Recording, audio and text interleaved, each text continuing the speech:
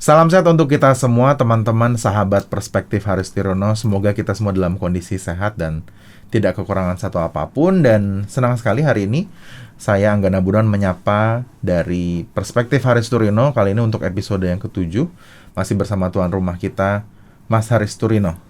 Semangat, sehat Mas? Alhamdulillah, tetap sehat. Luar biasa. Teman-teman, kami izin untuk membuka masker kami terlebih dahulu, tapi kami terus mendorong seluruh masyarakat Indonesia tetap mempromosikan protokol kesehatan dan jangan sampai kita lengah terhadap apa yang kita sudah capai hari ini. Monggo Mas. Yeah. Mas Haris sebagai pembuka sedang mikirin apa aja belakangan ini Mas? Iya, satu hal yang menarik ya Mas Angga, minggu lalu ya ketika Presiden marah-marah ya, soal BUMN. Bukan hanya tegas ya? Ya, bukan hanya tegas, tapi statementnya cenderung ya sangat tegas ya. Ya. Bahkan cenderung menurut saya marah saat itu. Jadi memang BUMN ini kita lihat minggu lalu memang jadi highlight, bahkan sampai mungkin saat episode ditayangkan pun masih menjadi pembicaraan ya Mas ya. Yeah. Nah, sebetulnya Mas kalau bilang kita bisa bicara soal BUMN sendiri kan badan usaha milik negara. Jadi secara konteks tuh udah BUMN usaha milik negara. Yes. Negara berusaha untuk menciptakan nilai tambah bagi apa yang dilayani ataupun apa yang disediakan. Jadi sebetulnya apakah ini kita bisa bilang, atau kita ingat dulu obrolannya Bu Ripka Ciptaning yang marah-marah nuding-nuding, ini adalah proses bisnisnya pemerintah dengan masyarakat. Itu sah-sah, itu hal yang betul atau hal yang keliru Mas? Jadi gini Mas Angga, kalau BUMN itu ya, kita lihat dulu landasannya. Kenapa sih negara mendirikan BUMN?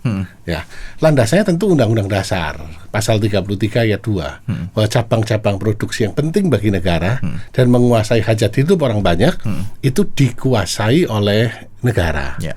Nah, BUMN ini fungsinya sebagai agen pembangunan tentu saja. Ya, dia harus menjadi motor bagi pembangunan di Indonesia. Tentu saja juga menghasilkan satu keuntungan bagi negara, ya, penerimaan bagi negara. Dan yang tidak boleh dilupakan satu hal Mas Angga, yaitu fungsi public service obligation. Ini adalah menyediakan barang atau jasa yang tidak mungkin disediakan oleh swasta. Ya, kita lihat contohnya ya Mas Angga, PLN misalkan. Ya, PLN kan harus mengaliri listrik ke seluruh pelosok Indonesia. Ada perintah undang-undangnya juga perintah undang-undangnya 17.000 pulau yang berpenghuni ya harus ada listriknya. Ya. Nah, ini kan tidak mungkin dikerjakan oleh swasta. Kalau swasta yang mengerjakan, karena filosofi dari swasta adalah keuntungan dan pertumbuhan, maka swasta pasti akan fokus hanya kepada daerah-daerah yang menguntungkan. Ya, nah maka dari itu PLN sebagai BUMN ditunjuk untuk elektrifikasi 100%. Nah ini menjadi kriteria keberhasilan dari PLN. Itu satu contoh saja yang gampang PLN. Belum lagi kereta api misalkan Mas Angga. Ya, kereta api Jakarta Surabaya ya. Ini Mas Angga cukup bayar 100.000 untuk kelas ekonomi. Ya. Jelas ini subsidi Mas Angga. Ya, dari Pasar Senen sampai ke Pasar Turi, Surabaya kereta Erlangga itu hanya bayar 100.000 dan ber-AC loh Mas Angga. Dan sampai ya. Dan sampai ya, sampai tepat waktu ber-AC ya, nyaman sekarang. Ya, bayar 100.000. Kalau swasta tidak mungkin akan menyelenggarakan ini. Swasta hanya akan menyelenggarakan kelas bisnis, kelas eksekutif, ya. Sehingga ini tugas-tugas seperti ini yang proyek-proyek rugi ya, sebagian dari mereka adalah proyek-proyek rugi, ini diselenggarakan oleh BUMN. Tentu saja BUMN-nya sendiri tidak boleh rugi. Ya. Nah itu kan jadi satu ambiguitas ya, kebanyak proyek yang dialokasikan untuk proyek rugi, tapi nggak boleh rugi itu. Ya, karena itu BUMN bisa mendapatkan keuntungan dari kelas bisnis, dari kelas eksekutif. Jadi kreasinya mereka juga harus jalan ya untuk menciptakan. PLN juga kan subsidi silang untuk masyarakat yang paling bawah dengan masyarakat menengah dan atas. Meski kadang kesel ya Mas, kayak kita disuruh bayar mahal terus ya Mas ya. Ya, itulah memang keadilan itu ada di situ. Soalnya kalau dengar pengumuman ini ya teman-temannya, kalau kita dengar pemerintah melakukan subsidi itu rata-rata selalu di bawah 450 kafe kan. Selalu kan begitu. Jadi kadang kita nunggu nih yang menengah nih kapan ya kita disubsidi. Di bawah 450 VA. Oh, VA bukan kafe. Kalau kafe gede sekali. Aduh, bisa kurus langsung kesetrum semua. Iya, jadi itu memang distribusi keadilan seperti itu. Itu ada satu pilihan yang memang harus. Betul, Mas Angga. Nah, maka dari itu ini peranan BUMN di sini sebagai agen dari pembangunan, Mas Angga. Tadi contoh kereta api ya. Harus diakui loh, Mas Angga. Kereta api di Indonesia itu kualitasnya tidak kalah dengan kereta-kereta di Eropa, kecuali soal kecepatan, Mas Angga. Kecepatannya kita memang lebih lambat ya. Kita alon-alon asal kelakon. Alon-alon belum tidak terlalu alon lah. Kecepatan kita 100 ya, tapi belum yang kereta cepat. Nanti kereta cepat adalah diawali dengan Jakarta Bandung ya, yang kecepatannya di atas 200, 250 bahkan 300, Mas Angga. Ya, tapi jelas bahwa pembangunan di perbaikan kereta api ya, ini luar biasa sekali. Lebih bagus dari Amerika Serikat bahkan, Mas Angga. Saya pernah dengar ceritanya, tapi saya jujur nggak percaya sih, Mas. Karena bagi saya, kayak kata terutama kereta listrik misalnya, itu juga katanya Indonesia juga sebetulnya nggak jelek-jelek banget dibanding Amerika. Itu apa? Dasarnya apa ya bahwa Amerika bisa sampai melupakan pembangunan kereta api? Iya, Amerika memang aneh ya. Saya lihat satu-satunya negara maju ya yang tidak menggunakan angkutan berbasis rel sebagai moda transportasi utama untuk orang. Lebih banyak di Amerika itu digunakan untuk barang. Jadi Amerika memilih menggunakan pesawat terbang dan menggunakan mobil pribadi. Maka jalan-jalan di sana lebar sekali ya. Di Amerika supaya apa, mobil nyaman. Memang kemana-mana orang nggak pakai mobil. Maka di sana road trip tuh emang jadi satu hal yang umum sekali ya di sana. Katakan seperti di kota-kota besarnya sendiri ya. Di San Francisco orang nggak pakai mobil mati, Mas Angga. Susah sekali jalannya. Ya, satu-satunya kota mungkin New York saja yang punya subway yang cukup bagus. Di luar itu udah ada. Jadi hanya New York aja yang punya subway. Subway yang cukup bagus. Kalau di SF ya paling BART, tapi juga coveragenya jauh. Orang tetap memilih menggunakan mobil karena jauh lebih efisien. Berarti berbeda sama Jepang lah yang kemana-mana, atau Jepang Singapura. memang memilih, dan Jepang, negara-negara di Eropa, Singapura, Hong Kong, semuanya kan di bawah tanah. Ya, di Perancis aneh lagi itu, Mas Angga. Ya, karena orangnya tidak kelihatan, semuanya masuk kayak semut di bawah tanah. Iya, tapi jadi sepi di atas, tapi di bawahnya padat ya. Oke, Mas. Terus Mas, kemudian kita melihat juga bahwa ada shifting ya arah kebijakan gitu. Dulu kalau BUMN dulu mereka bekerja sendiri-sendiri. Sekarang kita lihat dari, terutama kita baca dari 2014 ya, sudah mulai terasa bahwa dari zaman Bu Rini Sumarno gitu sudah ada strategi untuk kolaborasi dalam BUMN itu untuk membentuk satu holding. Kalau saya bilangnya itu holdingisasi, Mas. Yang sebetulnya akhirnya membuat menjadi skala yang lebih besar dan akhirnya mereka punya cakupan valuasi yang juga fantastis. Sebetulnya apakah ini satu strategi yang produktif atau nih, mohon maaf nih Mas, saya sering membaca para buzzer-buzzer di Twitter gitu, dia bilang ini adalah sebetulnya mengcover kerugian ataupun menutupi beberapa BUMN yang kinerjanya buruk. Jadi begini, Mas Angga, di dalam bisnis ya, size does matter, Mas Angga. Ukuran itu menentukan keberhasilan. Ya, semakin besar ukurannya, paling tidak daya tawarnya ketika berhadapan dengan kompetitor, ketika berhadapan dengan suppliers, dengan buyers, itu daya tawarnya meningkat.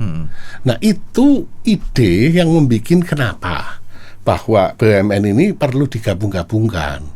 Ya, kita ambil satu contoh ya, bank-bank himbara lah, yang jadi andalan kita. Ya, dari 4 bank himbara ya, mulai dari Mandiri, BNI, BRI, BTN. Ya, itu total asetnya kalau digabung hanya 4.000 triliun. Ya, 4 bank himbara besar di Indonesia hanya 4.000 triliun. Ini lebih rendah dibandingkan dengan United Overseas Bank di Singapura yang kelolaan asetnya 5.000 triliun, dan United Overseas Bank ini di Singapura bukan bank terbesar, adalah bank nomor 3. Nah, jadi bagaimana mau bersaing kalau 4-nya saja digabung jadi satu, asetnya lebih kecil, Mas Angga. Sehingga ide penggabungan ini tujuannya adalah harapannya meningkatkan sinergi antara mereka. Dan kembali lagi, size does matter, Mas Angga. Dan kalau kita lihat ya, jumlah BUMN di Indonesia itu banyak sekali. Ya, yang BUMN ada 147 tadinya. Kemudian sudah disederhanakan menjadi 107 ya. Ini akan disederhanakan lagi menjadi 80 dan idealnya pada posisi 40 saja. Kenapa di angka 40, Mas? Maksudnya apakah yang kemarin tanda petik kita bisa simpulkan tidak efektif?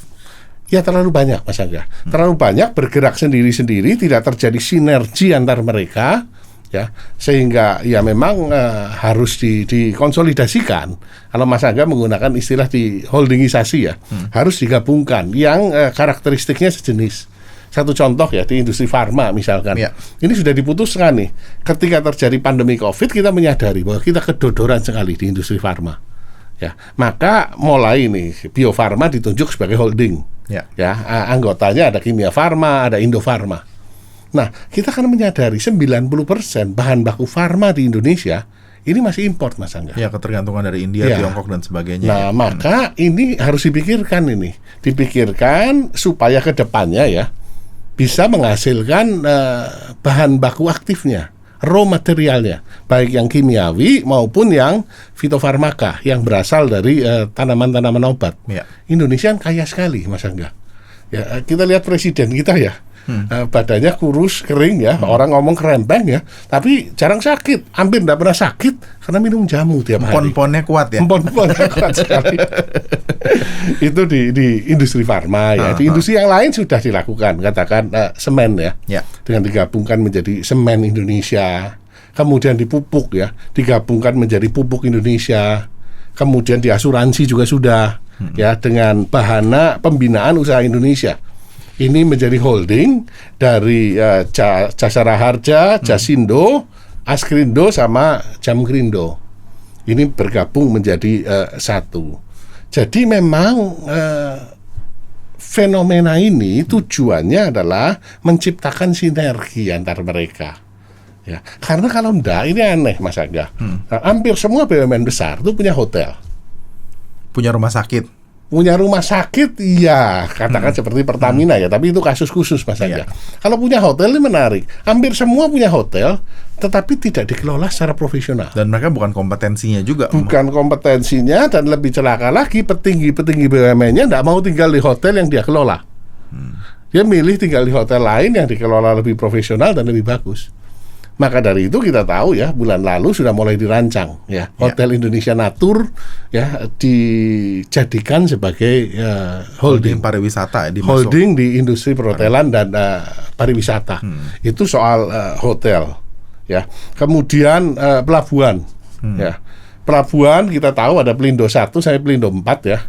Akhirnya diputuskan ya Pelindo 2 sebagai holding dengan menggabungkan keempatnya dan disebut sebagai PT Pembangunan Pelabuhan Indonesia. Nah, kasus pelabuhan ini menarik nih, Mas Angga. Menariknya di sisi mana? Rata-rata kedalaman pelabuhan Indonesia itu hanya 9 meter. Pelabuhan yang terbesar katakan Tanjung Priok, Tanjung Perak, Banten itu hanya 10 meter. Ya. Dangkal sekali. Sehingga apa akibatnya? Mother steamer itu tidak bisa langsung merapat di pelabuhan-pelabuhan Indonesia. Terpaksa mother steamer itu merapatnya di Singapura. Ini kita ada 2021 loh, Mas. Nah, itu dia. Ini hanya masalah kedalaman pelabuhan. Ya, ini kan konyol sekali. Kebanyakan naruh apa gitu, Mas, sampai akhirnya tetap. Iya, sedimentasi ya, pendangkalan terjadi bertahun-tahun ya, dan tidak dilakukan upaya pengerukan, dan memang desainnya adalah 9 meter. Ini kan aneh, sehingga mother steamer itu mampir di Singapura yang isinya 10.000 TEU ya, ukurannya kan 20 feet equivalent unit itu. Kapal-kapal gede yang isinya 10.000 gitu mampir ya di Singapura. Dari Singapura diangkut lagi dengan kapal-kapal kecil yang maksimal 500 TEU ya, baru masuk ke pelabuhan-pelabuhan di Indonesia. Bisa dibayangkan biaya logistiknya kan mahal sekali, dan ini hanya menguntungkan tetangga kita.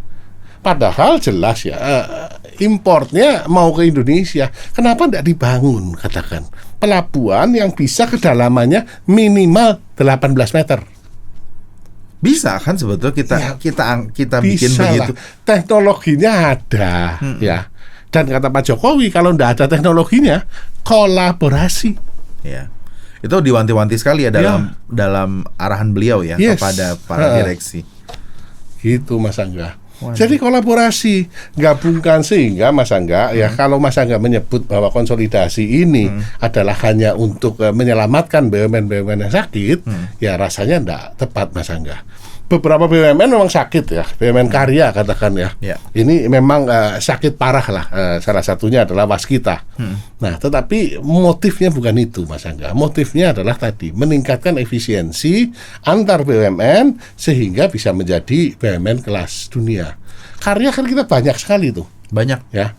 Nah, idenya untuk BUMN karya kan tadinya ditunjuk tuh Hutama ya. Hutama Karya sebagai holding, anaknya ya tentu Waskita Karya, Adikarya, Yodhya Karya, dan seterusnya, Mas Angga.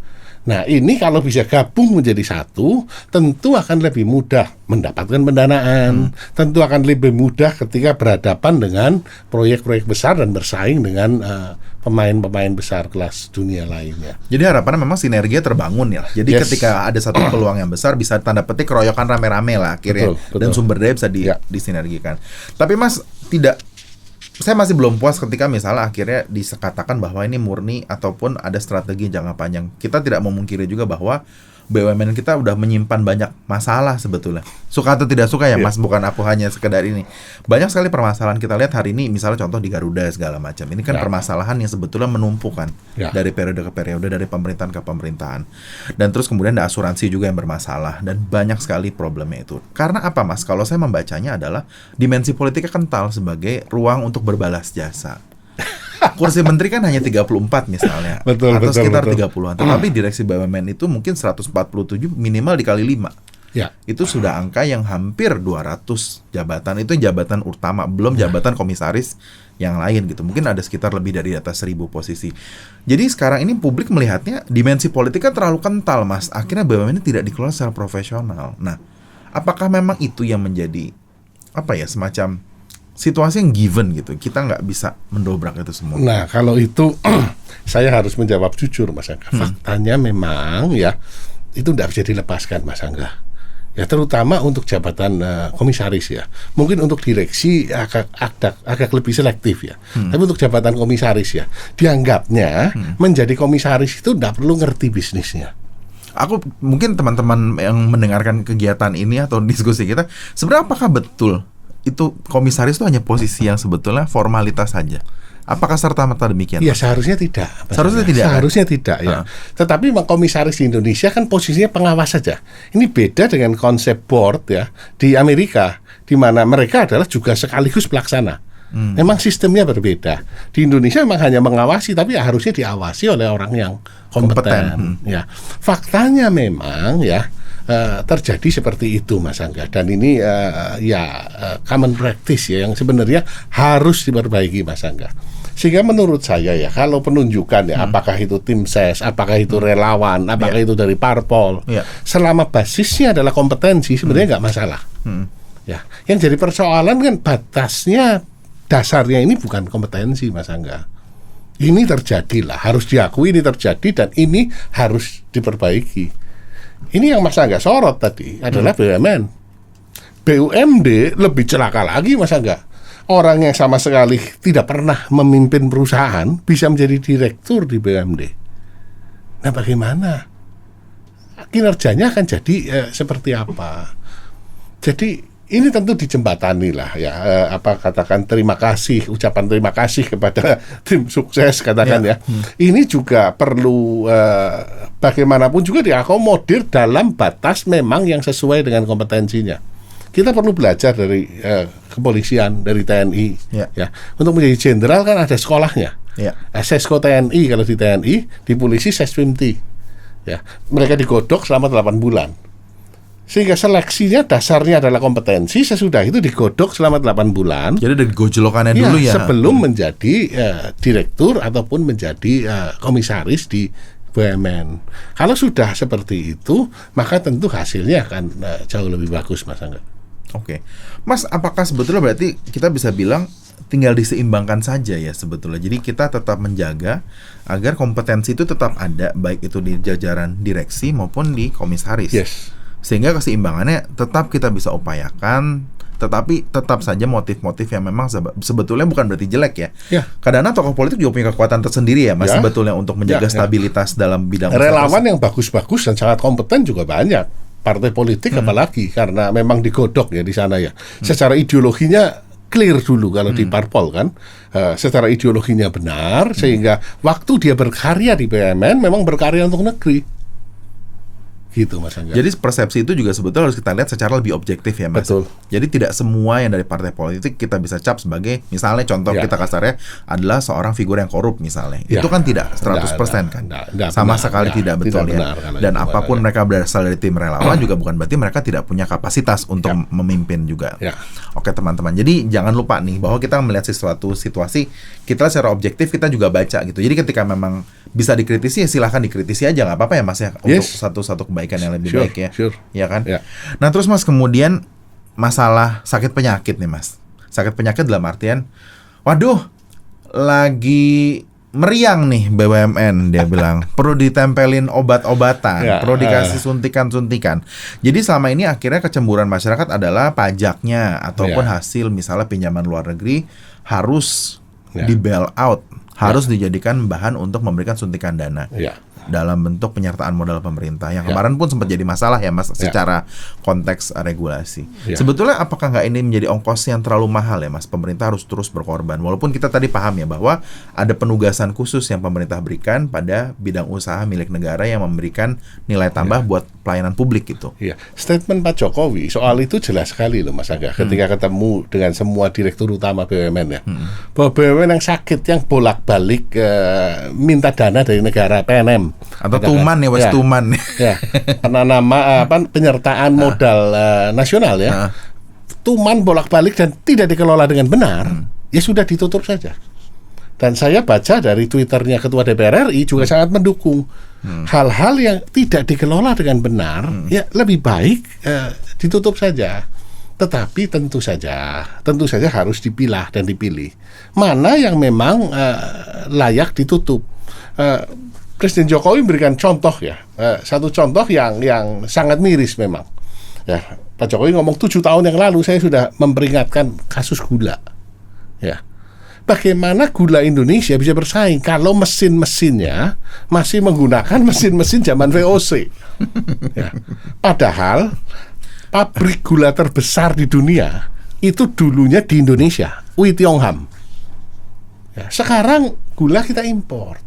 Nah ini perlu ditata, ganti mesinnya supaya lebih efisien. Senang pakai barang antik ya Mas. Ya tapi kan tidak bisa bersaing Mas Angga.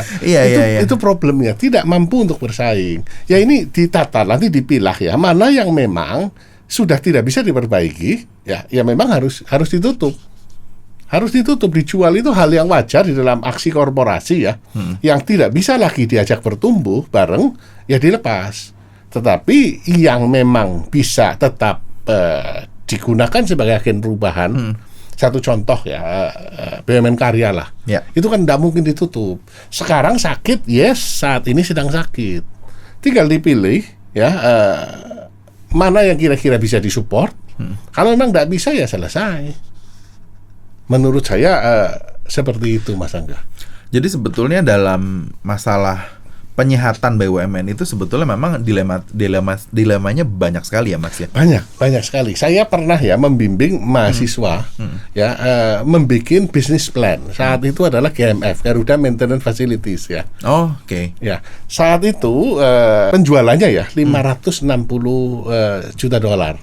Dan harapannya kepingin menjadi $1 billion di tahun 2024. Ya, 2024 mencapai $1 billion. Nah, banyak inisiatif-inisiatif strategik yang mereka usulkan. Salah satunya misalkan pembangunan fasilitas perbaikan di Batam, saingan sama Lion punya. Bahkan termasuk ekspansi ke Timur Tengah segala. Ya, tapi persoalannya adalah Anda membangun fasilitas-fasilitas ini kan perlu duit. Duitnya minta dari siapa? Wong bapaknya sakit. Garudanya rugi. GMF-nya saat itu sebelum Krismon tuh untung memang. Mau minta duit sama siapa? Maka itu menjadi pertimbangan apakah lebih baik di spin off, keluar dari Garuda sehingga dia lebih fleksibel dalam mencari pendanaan, Nah, tetapi kalau keluar dari Garuda, yang perlu dipikirin adalah 60% revenue datang dari Garuda.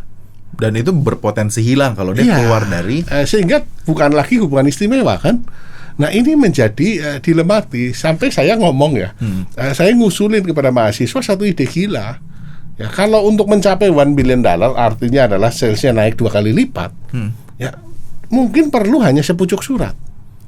Sepucuk surat yang menyatakan bahwa dari pemerintah bahwa semua airline yang beroperasi di Indonesia maintenance-nya harus di GMF. apa nggak monopoli? Ya monopoli, tetapi kan negara menunjukkan keberpihakannya kepada anaknya sendiri. Itu yang dilakukan Cina, Mas Angga. Dilakukan Cina kan memberikan negara memang belain anaknya. Ya. Yang tidak bisa dilakukan GMF ya silahkan dilakukan di tempat lain. Dalam hal-hal tertentu tunjukkan bahwa Indonesia pemerintah mendukung BUMN-nya. Ya. Tentu GMF harus ini ya Profesional dan efisien segala macam. Ya. Kalau itu dilakukan ya $1 billion gampang sekali, Mas Angga. Ya. Itu ceritanya, Mas Angga. Ya. Nah, terus Mas, kita ngelihat dari aspek kepemimpinannya sendiri gitu ya Mas. Kita kan nggak bisa menghilangkan juga faktor tokoh yang saat ini gitu sedang memimpin gitu. Mas Haris secara pribadi apakah pernah berinteraksi dengan beliau, Mas? Secara pribadi belum pernah, Mas Angga. Saya hanya mengamati kinerjanya ya. Tetapi kalau tentang sosok ya lebih baik saya tidak berkomentar, Mas Angga, karena harus salah kan runyam. Ya.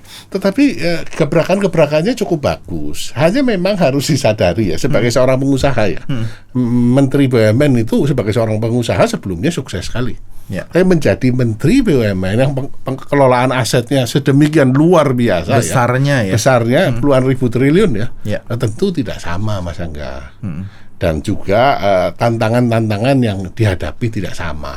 Jadi kalau kita ngelihat secara sejarah dulu kan banyak sekali eksekutif yang pernah menduduki jabatan ini. Kalau saya ngeliat dari angkatan kolonialnya itu kan ada Pak Tanri Abeng. Sekarang kan beliau jadi komisaris di ini ya Bio Farma ya kalau nggak salah di holdingnya Farma kalau nggak salah beliau sekarang. Terus sekarang Erick Thohir sebagai representasi sebetulnya angkatan pengusaha milenial gitu. Tapi saya juga cenderung jadi unik nih karena dia menggunakan terminologi akhlak gitu. Akhlak sebagai satu gagasan ultimate-nya beliau dalam mengharmonisasi seluruh instrumen yang ada di bawah, terutama sumber daya manusia. Karena dia menyadari sekali bahwa SDM di BUMN itu jomplang kadang-kadang. Dari BUMN A, kualitasnya sekian, yang di C, di D, atau apa, bisa jadi lebih berantakan. Apakah akhirnya dimensi ini sangat terlalu, saya juga bilang ini cukup politis ya, karena secara kata-kata itu punya muatan, menurut saya kata-kata itu bersifat keagamaan, akhlak itu sangat kuat dengan nilai keagamaan, tapi juga mungkin membawa juga biar takut dosa minimal. Mas ngelihatnya strategi apa sih yang mau dia dorong dengan terminologi akhlak ini ya? Spiritnya sih bagus ya, spiritnya bagus sekali bahwa tadi dengan dikasih bumbu-bumbu ya supaya orang menjadi berjalan di rel yang lebih bagus ya. Nah, tetapi memang Mas Angga menjadi direksi di BUMN itu tidak mudah. Jauh mungkin lebih mudah menjadi direksi di perusahaan swasta. Karena dari sisi tenur ya, di perusahaan swasta itu panjang Mas Angga, 5 tahun bisa 10 tahun jadi direktur. Dan Mas Angga akan bekerja dengan tim yang kita bisa pilih sendiri. Saya katakan saya menjadi direktur di perusahaan saya bisa milih tim-tim terbaik saya untuk membantu saya. Yang pasti cocok. Dan kompetensinya tepat. Yes. Nah di BUMN kadang-kadang Dirut tidak bisa memilih direktur yang lain.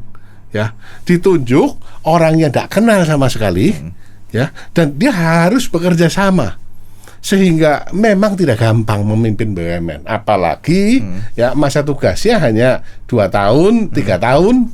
Ya, tergantung mood. Kalau keluar satu keputusan dari Menteri BUMN ya selesai. Ya, ini tidak mudah memang. Jadi kayak kawin paksa ya Mas ya? Kayak kawin paksa ya.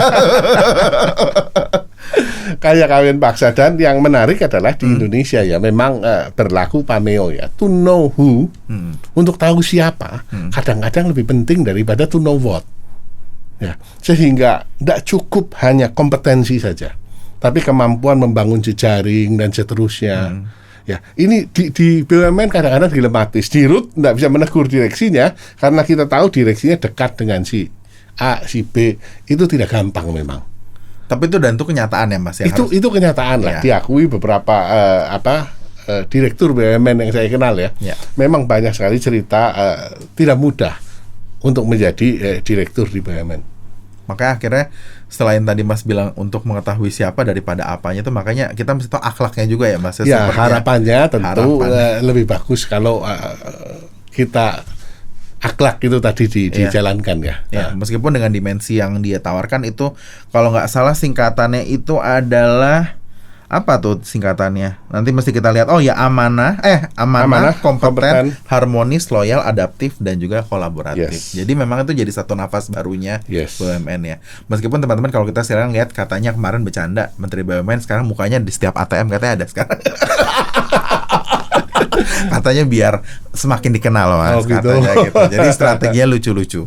Nah, terus Mas kita ngeliat juga, kita memotret gitu kok, misalnya dalam pemikiran gitu, misalnya banyak negara juga menggunakan skenario dunia usaha itu sebagai senjatanya gitu, baik itu secara swasta maupun itu dikelola sama pemerintah dalam state owned enterprise gitu. Kita dilihat yang tetangga terdekat kita lah yang cuma 1 jam terbang, ada Temasek misalnya di Singapura, ada konglomerasi Chaebol gitu di Korea. Sebetulnya apakah ini sebetulnya jadi satu strategi yang sangat ampuh ya Mas, dalam keadaan pemikiran strategik dalam tata kelola sebuah enterprise, dalam konteks ini adalah Indonesia misalnya negara. Apakah dunia usaha ini sebetulnya senjata yang sangat ampuh untuk bisa menciptakan daya saing sebetulnya? Oh ya, kalau Temasek ini kasusnya agak berbeda karena Temasek sebagai holding, tapi itu investment holding. Sedangkan holding yang dibangun di BUMN Indonesia itu adalah operating holding semua. Jadi holding yang ikut terlibat di dalam operasi, ya bukan holding yang hanya ngurusi investasi saja. Nah itu perbedaannya. Tapi memang satu negara ya untuk bisa bertumbuh, memang kan harus mengandalkan nomor 1 adalah state-owned enterprises yang sudah gede. Yang kedua adalah korporasi. Yang belum dibangun di Indonesia adalah koperasi. Karena sebenarnya kooperasi kan seharusnya ada 3 pilar. Ya, yang pertama adalah state-owned enterprises, BUMN, kemudian korporasi. Korporasi itu baik swasta nasional maupun dari asing ya. Dan yang ketiga yang belum dibangun di Indonesia adalah kooperasi. Yang kita kenal kooperasi sekarang. Persoalannya adalah kooperasi jumlahnya jutaan, ya, tetapi kinerjanya tidak pernah benar. Dan banyak nipu sekarang sekarang. Maaf loh, karena banyak juga akhirnya sekarang banyak investasi bodong tuh berkedoknya koperasi loh Mas. Sebenarnya di dunia ini kalau dikelola secara profesional, koperasi ini sangat mensejahterakan rakyat. Satu contoh Mas Angga ya, Fonterra pabrik susu itu ya, itu sebenarnya koperasi bentuknya. Koperasi yang terdiri dari 10.000 anggotanya, semuanya jualan susu, perahan susu ya, merahan susu, ya, jumlahnya 10.000 lebih.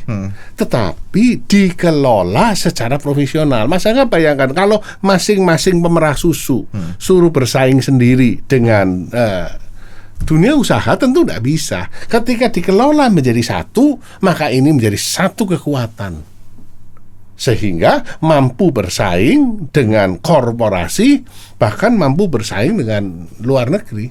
Ya, demikian pula masih banyak ya contoh koperasi yang lain.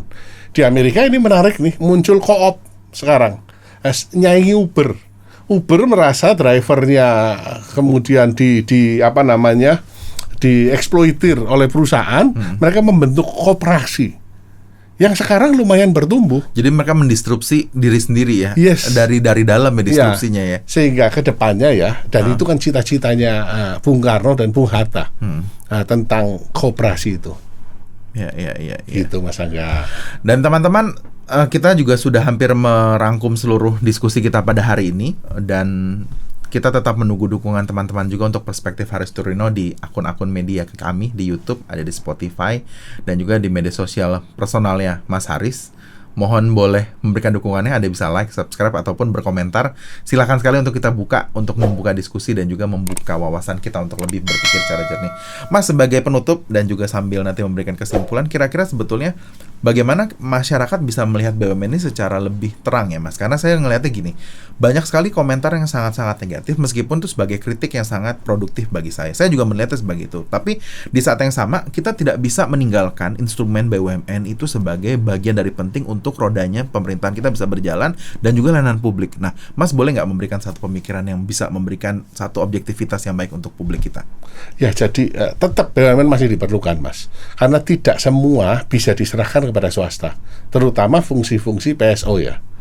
Jadi BUMN tetap harus didukung, korporasi juga harus didukung, dan sudah harus mulai dibangun koperasi secara profesional. Sehingga apa yang dikatakan Bung Karno, tidak akan ada lagi orang miskin di bumi Indonesia yang merdeka. Terima kasih. Assalamualaikum warahmatullahi wabarakatuh.